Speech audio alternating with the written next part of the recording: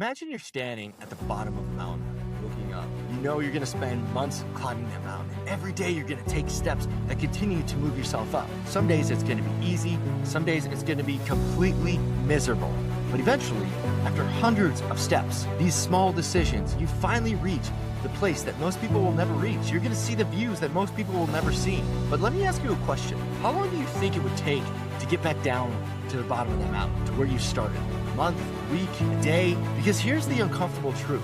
Whatever mountain you are climbing in your personal life right now, whether that's your health, your finances, your relationships, your career, your mindset, it probably took you months, years to build the habits, the behaviors, the tools that move you forward, continue to push up that mountain. The trip back down, well, that starts with a single bad decision, a skipped workout, one excuse of promising yourself, I'm going to get back on track tomorrow.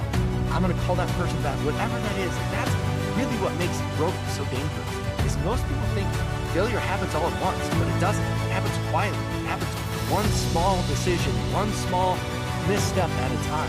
Until one day you realize, you look around and you're back to where you started. You're back at the bottom of that mountain trying to climb it again. If you're a fan of honest conversations around success and transformation, the kind that aren't polished, that aren't comfortable, and that happen when nobody's watching, well, welcome. You're in the right place here at Habitual. Because today we're going to be talking about the battle between who you were, who you used to be, and who you are trying to become. And why systems that you build aren't there for your best days. They're there for the days when every single part of you wants to quit, wants to skip what needs to be done. And before I forget, if you've discovered that your old habits have these survival instincts of a cockroach, go ahead. Hit the like, hit the subscribe button. It helps us out, but more importantly, it helps you out. It stops you from getting back to where you are, missing those steps and getting back to the bottom of the mountain. So with that, let's get into today's episode. Here we go.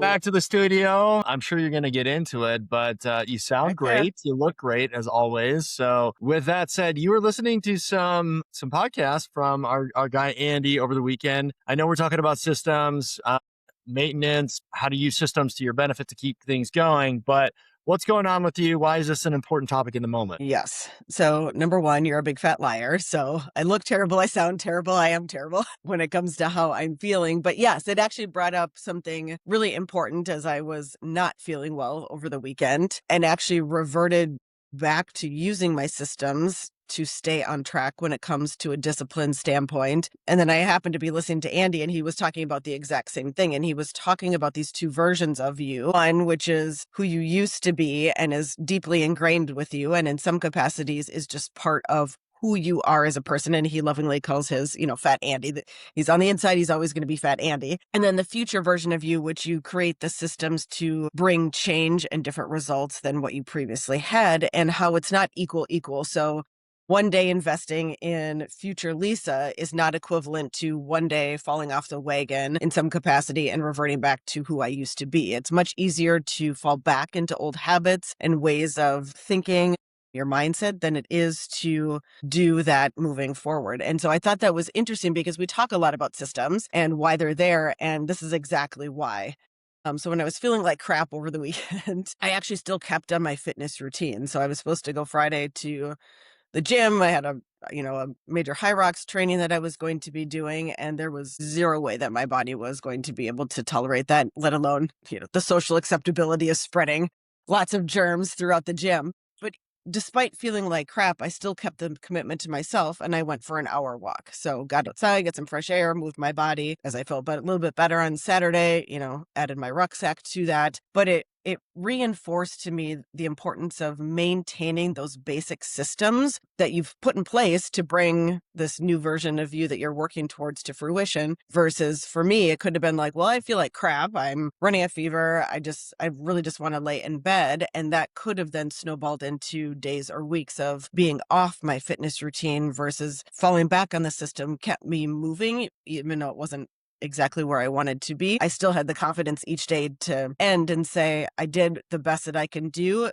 with the framework that I have towards the future version of myself. Yeah, you're right. I mean, we definitely talk a lot about this in particular topic. And, I think it was couple of sessions ago, we actually discussed how quickly you can fall off, right? Yeah. It Yeah. could take you 60, 70 days to build a habit. And then within, 5 to 10 days, you're back into your normal routine. Like it is crazy how quickly it actually takes or how short it actually takes for you to fall off your game. And that's why we always say, don't like one bad day become two or two bad days become three. Like at some point, if you are serious about your growth, you need to really get into that pattern of breaking that cycle as soon as you can. In physical fitness, I totally get that. I would something I actually did over the weekend. I didn't have as rough of a health venture as you did, but I'm trying to juggle the family while my wife is traveling, got three little kids. My work day doesn't even start until 9 p.m. after they go to bed.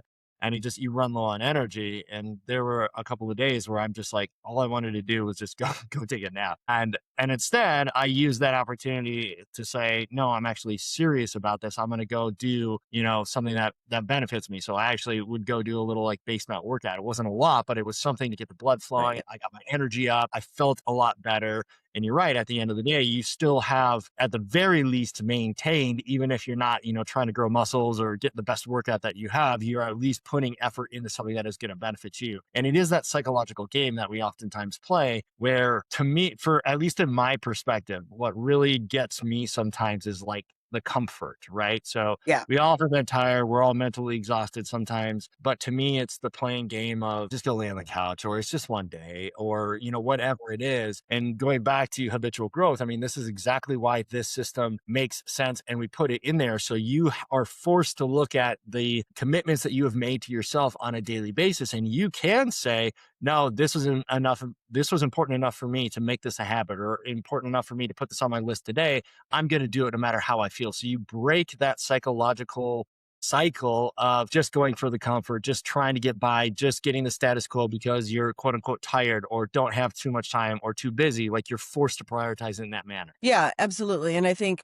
what I really took away too from what Andy was talking about is, how little effort it takes or not effort it takes to completely derail, months, sometimes even years of progress, because there is a component to your personality, let's say, or your makeup that is what it is. And when you develop that disciplined mindset, you are fighting against something that isn't the version of you that you want to be. And, it might just seem like one day or I'm just going to take a week off and not do something, but it actually accelerates the degradation of any process, when one day becomes two, two becomes three. And I was thinking about this last night when I was thinking about my reading, because I used to have on my list every day 10 pages of reading, and then it was a consistent habit. And I got into bed last night and I opened a book and I was like, I actually don't remember the last time I opened a book and read. And it used to be something that I did without even thinking. And it was just another gentle reminder of how quickly habits can fall off and you revert back to previous patterns of behavior without even sometimes knowing it. And so that's why the habitual growth system is so important, is it's really the non-negotiables with the big movers that create that system that allow you to adapt to any potential disruptions quicker and then come back to where you need to be to keep moving forward. Yeah. There are two mental tricks that I use for myself. I think that, I'd love to hear your feedback on these. They may work for the audience as well, but I actually think about famous words of people to motivate me in the right direction, right? One of Yeah. those is, how you do something is how you do everything, right? And Yeah. sometimes when I'm cutting a corner, right? Andy talks about this all the time. When you cut one corner, it means you're willing to cut any other corner. So Any you other, better yeah. not cut the corners, because if you do, you don't actually know. Like you were saying, it may not hit you until 2, 3, 4, 5 weeks down the line when you're like, wow, when was the last time I actually read a book? When was the last time I actually worked out? When was the last time I reached out to this person? You just find yourself into a situation because you're not paying attention to it enough. And so when you have that thought, and this is a little bit of a tangent, but one of the things that Ed Milet and Andy used to talk about all the time was like, when you have that thought, you should act on it if you can as Yeah. quickly as possible. Like immediately, like when your counter bitch voice comes in, just act on it, because if you do it in that moment,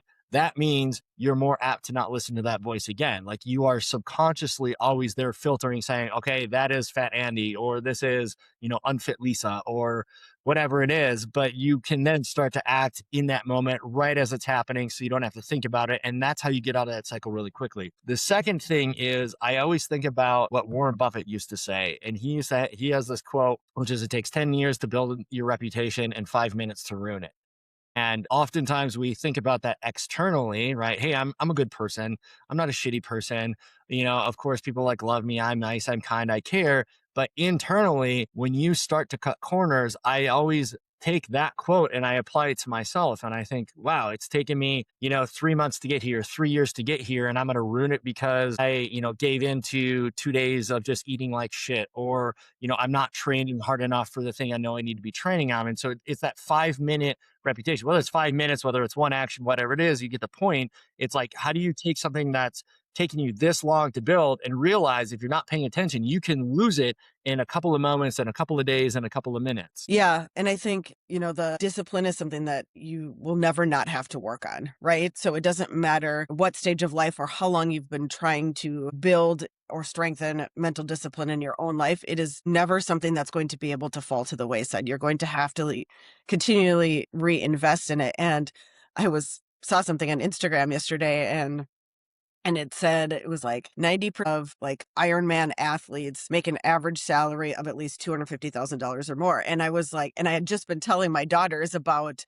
the correlation of people who cultivate mental discipline in many areas of their life, if not all of them, that there is a direct correlation to, a financial component to it. And we were talking about the corporate ladder and things. And so I sent it to her, but I think that post for me illustrated, that it's not just how I show up at work and cultivate a disciplined mindset. It's not just with my family doing the things that I said I was going to do.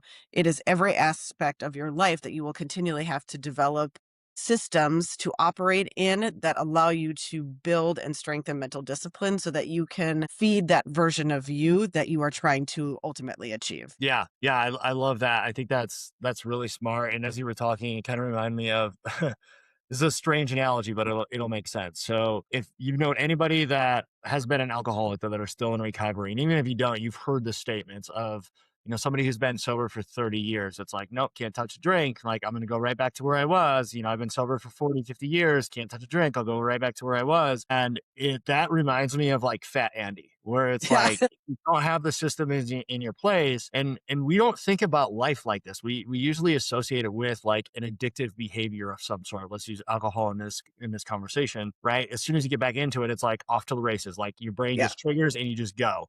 And when you apply that to every other aspect of your life, if you're just a spender and you're not saving money, right? As soon as you start, spending on wants instead of needs, right? You're off to the races. If you're, somebody who, it takes a long time to get off the couch and get to the gym and get in Yeah. shape. If you skip that one day, you're right back to where you It's were going to be before. just, yeah. It takes that much more effort to lift you out. Then you're back at square one. And so, as weird as it is to say, it reminds me of like an alcoholic, where it's like, as soon as you, like, I can't touch that drink, I can't do this behavior, because as soon as I do, it's going to impact every other area of my life. And I hope that analogy helps people realize like how sensitive this stuff is, because just because your life is okay doesn't mean it's where you want it to be. Like, there's a lot of people that live in the area of comfort and they don't realize that is comfort. I want this great life, but they don't realize how much effort it takes to get to that next level. And once you get to the next level, you realize you can do a lot with your life. You have control, you have the discipline, you have the mental fortitude, all the things that we talk about here on this channel.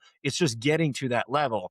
And you have to be extremely careful to not touch that drink, not let yourself fall back into where you were before, because then you're starting from scratch and it's that much harder to continue to get back to where you were. Yeah. Yeah, absolutely. And the other thing that I took away from the podcast was my hard may be different than your hard when it comes to creating mental discipline, but it doesn't mean that mine is any less hard. It's just a different type of hard. And so you can't compare between people's hards, because each person is fighting their own battle.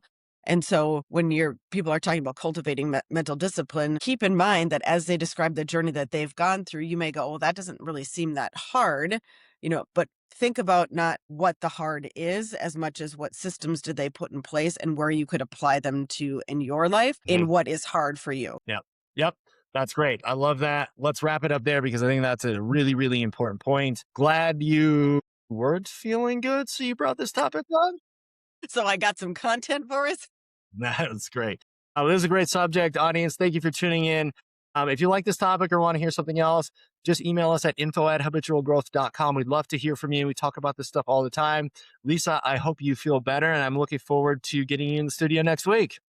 Awesome. Sounds good. See you All later, right, Nate. talk soon. Bye.